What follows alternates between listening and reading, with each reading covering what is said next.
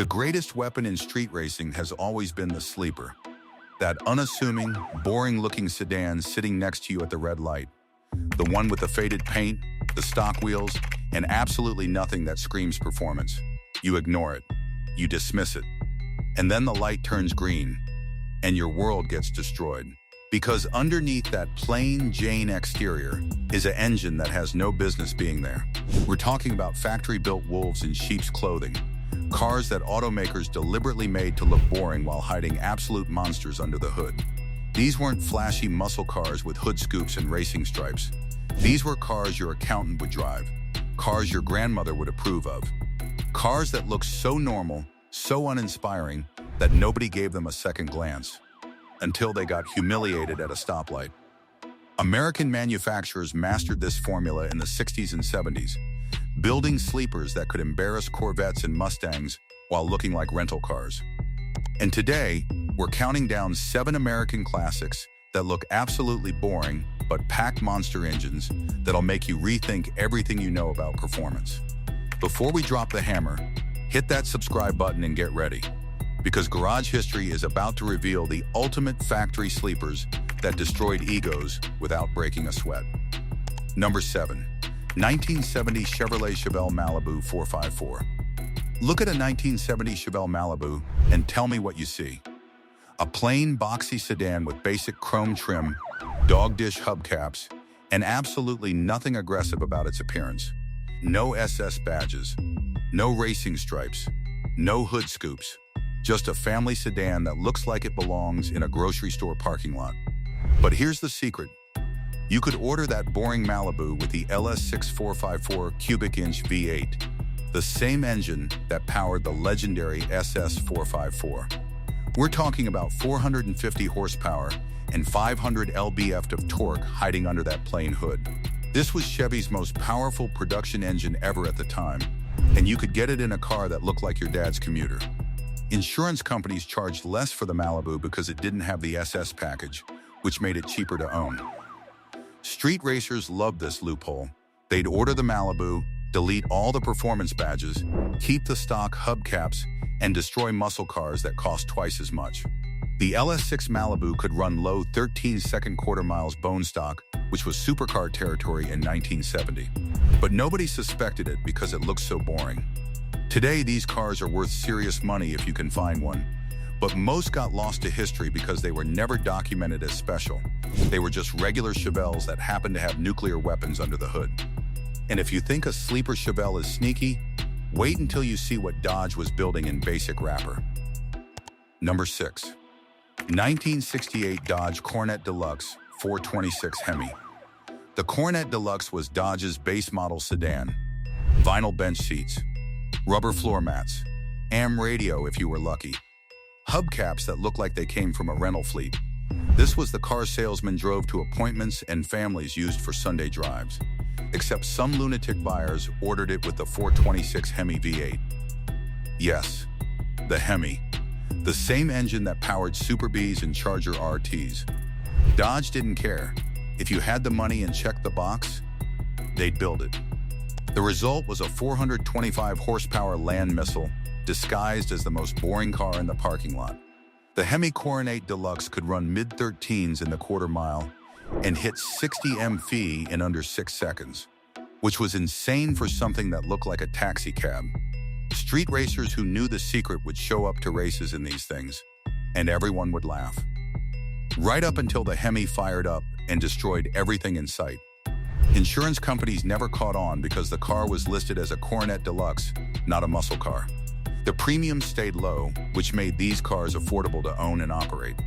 Only a handful were built because most buyers who wanted a Hemi went for the flashy RT package. But the smart ones, they went stealth. Today, finding a Hemi Coronet Deluxe is nearly impossible, and when they surface, they're worth over $200,000. But they spent decades being ignored as just another Coronet before collectors figured out what they were. Number 5. 1963 Ford Galaxy 500 427. In 1963, the Galaxy 500 was Ford's full-size family sedan. Big, comfortable, soft suspension. The kind of car your parents drove on vacation with the whole family crammed inside. It came standard with straight six engines and V8s that made enough power to merge onto the highway without embarrassment. But then Ford offered something insane. The 427 cubic inch V8, a race-bred engine making 425 horsepower that was developed for NASCAR. You could order this engine in the plain Galaxy 500 two-door sedan with 0 performance appearance packages. No badges, no stripes, no hood scoops, nothing. Just a massive engine hiding under that long, flat hood. The 427 Galaxy could run high 13-second quarter miles and had a top speed over 130 mph, which was ridiculous for a car that weighed 4,000 pounds and looked like a bank manager's daily driver. Ford built these for one reason: NASCAR homologation. They needed to sell a certain number to the public to qualify for racing, so they made the engine available in regular production cars. Street racers jumped on this opportunity. They'd buy the cheapest, plainest Galaxy they could find, order the 427, and show up at drag strips in what looked like rental cars. And they'd win. The Galaxy 500 427 was the ultimate Q-ship, a full-size sedan that could run with dedicated muscle cars while hauling your entire family in comfort. Today, these cars are cheap compared to Mustangs and Thunderbolts with similar engines, which makes them the ultimate sleeper investment. Number 4. 1969 Plymouth Satellite 440. The Plymouth Satellite was the boring version of the Roadrunner. Same platform, same body, but without the cartoon graphics, the wild colors, or the performance image. It was marketed as a gentleman's muscle car for buyers who wanted power without the attention. And you could order it with the 440 Magnum V8, making 375 horsepower, the same engine that powered GTXs and Roadrunners. But the Satellite looked so plain, so normal, that nobody paid attention to it. No scoops, no spoilers, no loud exhaust, just a clean, simple sedan that blended into traffic.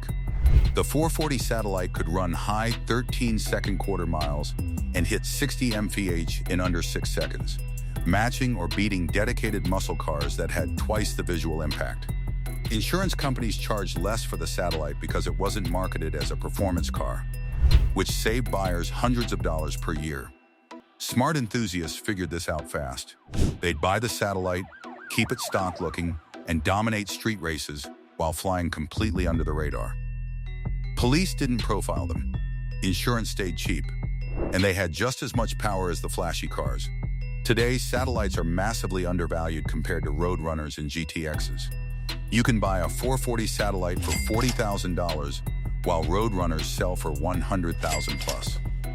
Same car, same engine, just less hype. That's the definition of a sleeper investment and a sleeper street car. Number 3. 1966 Oldsmobile 442 Club Coupe. The 442 is known as one of the great muscle cars of the 60s, but the Club Coupe version is the one nobody remembers.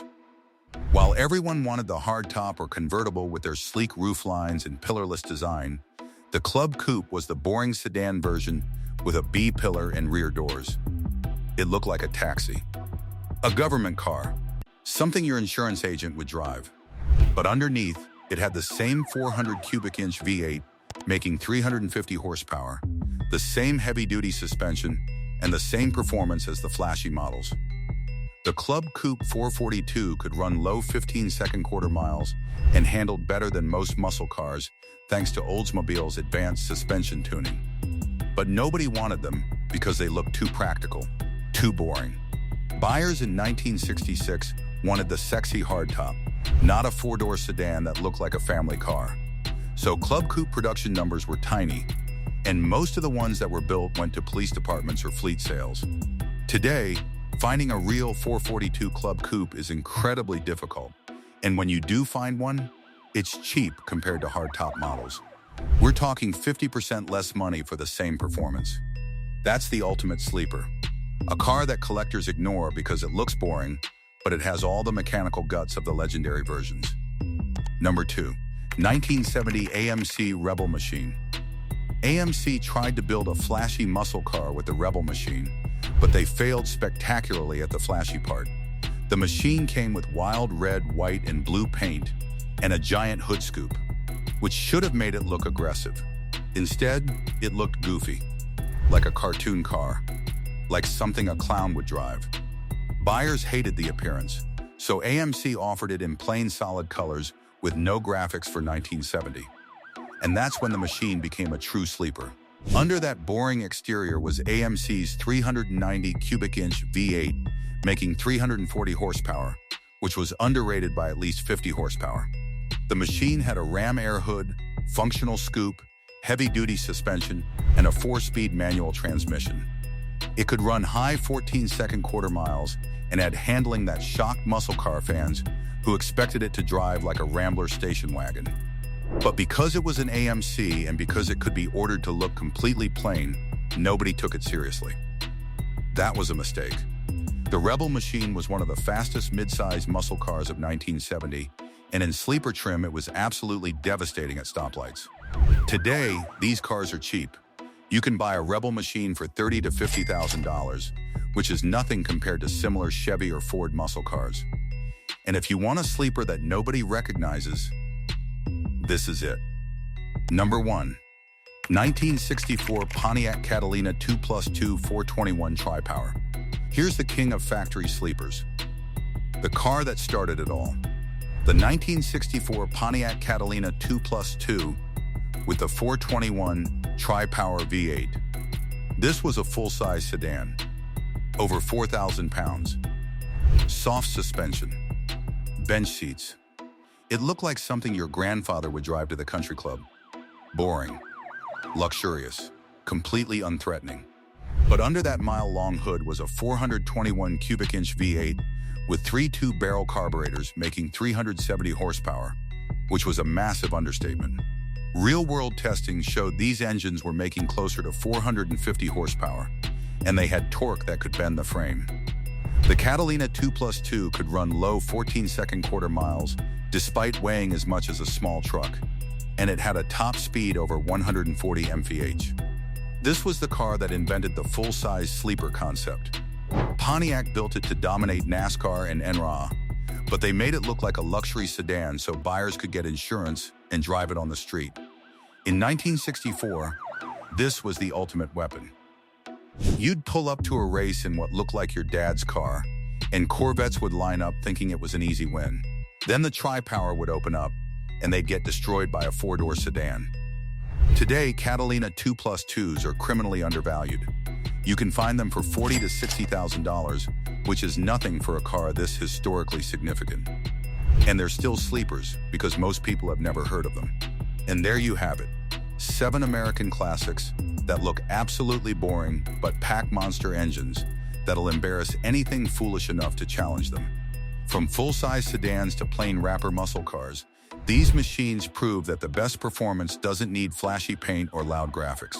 Sometimes, the most devastating car is the one that looks like it belongs in a retirement home parking lot.